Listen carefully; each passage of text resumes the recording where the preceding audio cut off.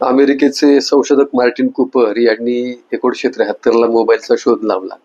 मोबाईलचा शोध लावल्यानंतर त्यांनी असं जाहीर केलं की या मोबाईलमध्ये कालांतराने तुम्हाला सगळ्या प्रश्नांची उत्तरे मिळतील. मात्र या मोबाईलच्या वापराची एक मर्यादा रेषा तुम्ही नक्की करायला हवी. आपण ती मर्यादा रेषा आता पुरती ओलांडली आहे आणि मर्यादा रेषा ओलांडल्यामुळे अनेक नवे प्रश्न याच्या निमित्ताने निर्माण झाले.